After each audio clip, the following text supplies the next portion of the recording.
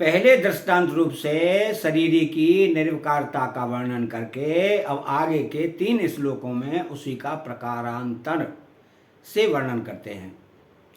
नैनम छिन्दन्ति सहस्राणि नैनम दहति पावक न चैनम क्लेदयन्त्यायपो न शोषयति मारुतः। सहस्राणि सहस्त्र एनम, इस शरीरी को न छिदन्ति काट नहीं सकते, पावक अग्नि, एनम इसको, न दहते जला नहीं सकती, आपह जल, एनम इसको, न क्लेदयन्त गीला नहीं कर सकता, च और मारुतः वायु इसको, न शोषयति सुखा नहीं सकती। अर्थात नैनम छिन्दन्ति शस्त्राणि, इस शरीर को शस्त्र नहीं काट सकते क्योंकि ये प्राकृत शस्त्र वहां तक पहुंच ही नहीं सकते। जितने भी शस्त्र हैं वे सभी पृथ्वी तत्व से उत्पन्न होते हैं। यह पृथ्वी तत्व इस शरीर में किसी तरह का कोई विकार पैदा कर सकता। इतना ही नहीं, पृथ्वी तत्व इस शरीर तक पहुंच ही नहीं सकता, फिर विकृति करने की बात तो दूर ही रही।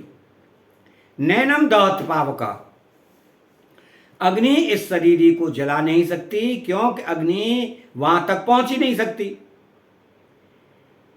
जब वहां तक पहुंच ही नहीं सकती तब उसके द्वारा जलाना कैसे संभव हो सकता है। तात्पर्य है कि अग्नि तत्व इस शरीर में कभी किसी तरह का विकार उत्पन्न नहीं कर सकता। न चैनम क्लेदयन्त्यात् यापः, जल इसको गीला नहीं कर सकता क्योंकि जल वहां तक पहुंच ही नहीं सकता। तात्पर्य है कि जल तत्व इस शरीर में किसी प्रकार का विकार नहीं कर सकता। न शोषयति मारुतः, वायु इसको सुखा नहीं सकती, अर्थात वायु में शरीर की को सुखाने की सामर्थ्य ही नहीं है क्योंकि वायु वहां तक पहुंच ही नहीं सकती। तात्पर्य है कि वायु तत्व इस शरीर में किसी तरह की विकृति पैदा नहीं कर सकता। पृथ्वी, जल, तेज, वायु और आकाश, ये 5 महाभूत कहलाते हैं। भगवान ने इनमें से 4 ही महाभूतों की बात कही है कि ये पृथ्वी, जल, तेज और वायु इस शरीर में किसी तरह की विकृति नहीं कर सकते, परंतु 5वें महाभूत आकाश की कोई चर्चा ही नहीं की है कि आकाश में कोई भी क्रिया करने की शक्ति नहीं है। क्रिया, विकृति करने की शक्ति तो इन 4 महाभूतों में भी ही है। आकाश तो इन सबको अवकाश मात्र देता है।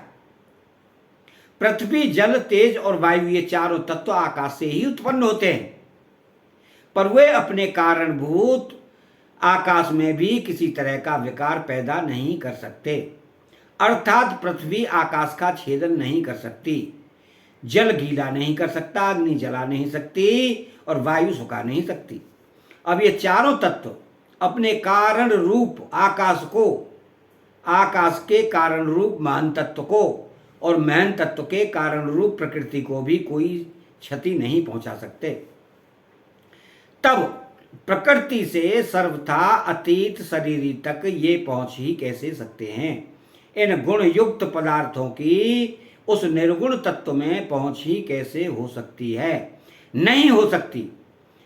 गीता के 13वें अध्याय का 21वां श्लोक, शरीरी नित्य तत्व है, पृथ्वी आदि चारों तत्वों को इसी से सत्ता स्फूर्ति मिलती है।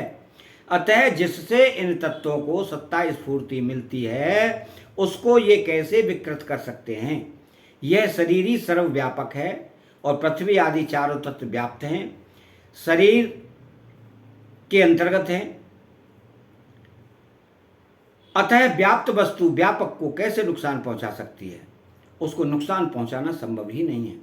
यहाँ युद्ध का प्रसंग है, ये सब संबंधी मर जाएंगे, इस बात को लेकर अर्जुन शोक कर रहे हैं। अतः भगवान कहते हैं कि ये कैसे मर जाएंगे, क्योंकि वहां तक शस्त्रों की क्रिया पहुंचती ही नहीं। अर्थात शस्त्र के द्वारा शरीर कट जाने पर भी शरीर ही नहीं कटता, अग्नेयस्त्र के द्वारा शरीर जल जाने पर भी शरीर ही नहीं जलता। वरुणास्त्र के द्वारा शरीर गल जाने पर भी शरीर ही नहीं गलता। और वायवास्त्र के द्वारा शरीर सूख जाने पर भी शरीर ही नहीं सूखता।